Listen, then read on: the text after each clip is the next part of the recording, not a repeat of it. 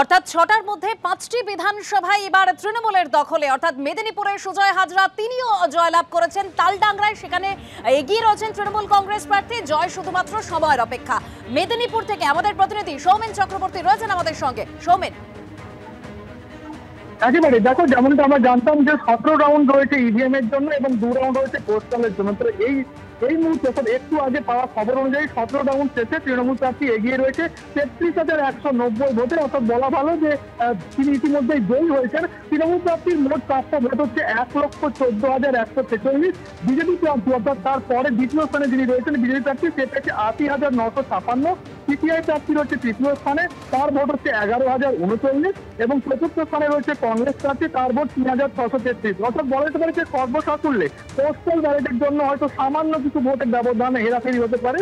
তৃণমূল প্রার্থী এই মুহূর্তে ১৭তম রাউন্ডের ইভিএম গণনা শেষে ৩৩,১৯০ ভোটে এগিয়ে রয়েছে এবং তিনি জয়ী হয়ে গেছেন, এমনটাই কিন্তু এক প্রকার ঘোষণা করে দিয়েছে বলা যেতেই পারে। ধন্যবাদ সৌমেন। প্রত্যাশা মতোই জয়ের খাতায় আরও একটা বিধানসভা যোগ হলো তৃণমূল কংগ্রেসের। মেদিনীপুর বিধানসভা কেন্দ্রের উপনির্বাচনে জয়ী ঘোষিত হলো তৃণমূল কংগ্রেস। তৃণমূল কংগ্রেস প্রার্থী জয়ী হয়েছেন, আনুষ্ঠানিকভাবে সেটা ঘোষণা করা হলো। অর্থাৎ ৬টার মধ্যে ৫টাতেই ফল ঘোষণা হয়ে গেল, ৫টিতে জয়ী হয়েছে তৃণমূল কংগ্রেস। আমি আরেকবার আপনাদের বলবো, মাদারিহাট বিধানসভা কেন্দ্র যেখানে ৩০,৩০৯ ভোটে জয়ী হয়েছে তৃণমূল কংগ্রেস। হাড়োয়া, উত্তর ২৪ পরগনার হাড়োয়াতে ১,৩১,৩৮৮ ভোটে জয়ী তৃণমূল। মাদারিহাটে ৩০,৩০৯ ভোটে জয়ী তৃণমূল। মেদিনীপুরে ৩৩,১৯০ ভোটে জয়ী হয়েছে তৃণমূল কংগ্রেস। আরেকবার আপনাদের বলবো, মেদিনীপুর জুনমালিয়া যেখানে সাংসদ হয়ে যাওয়ার পর বাই ইলেকশন হয়েছে যে মেদিনীপুরে, সেই মেদিনীপুরে তৃণমূল কংগ্রেস জয়ী হয়েছে ৩৩,১৯০ ভোটে। তালডাংরায় সপ্তম রাউন্ডের গণনা শেষে ২৩,০০০ বেশি ভোটে এগিয়ে রয়েছে তৃণমূল কংগ্রেস। অর্থাৎ যে কোনো সময় তালডাংরা আনুষ্ঠানিকভাবে ঘোষণা হয়ে যাবে এবং এখনো পর্যন্ত ৬টার মধ্যে ৫টাতে জয়ী ঘোষিত হয়েছে তৃণমূল কংগ্রেস।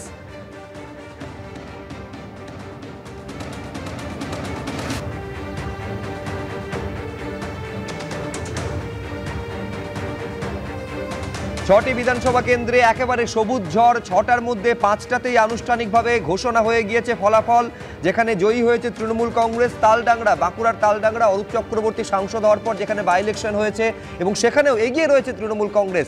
আর একবার কোথায় কত ভোটে জয়ী হয়েছে তৃণমূল কংগ্রেস সেইটা আপনাদের সামনে রাখি। নৈহাটিতে ৪৯,১৯৩ ভোটে জয়ী হয়েছেন তৃণমূল প্রার্থী সনদ দে।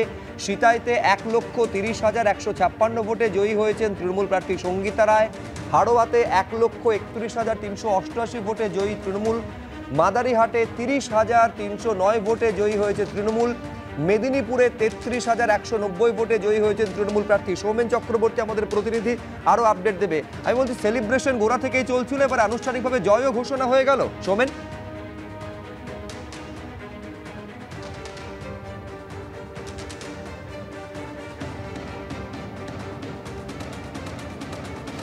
যোগাযোগে কোনো সমস্যা হচ্ছে, আমি আরেকবার যোগাযোগ করার চেষ্টা করছি। এইটা কিন্তু ৬টা বিধানসভা কেন্দ্রের কার্যত কমন ছবি হয়ে দাঁড়িয়েছে, যেখানে তৃণমূল কংগ্রেসের যারা কর্মী সমর্থক যারা রয়েছেন তারা সেলিব্রেশন উৎসবের মেজাজে,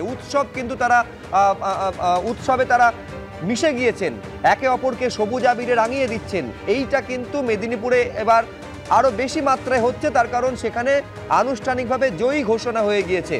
মেদিনীপুর বিধানসভা কেন্দ্রের উপনির্বাচনে ৩৩,১৯০ ভোটে জয়ী তৃণমূল কংগ্রেস প্রার্থী।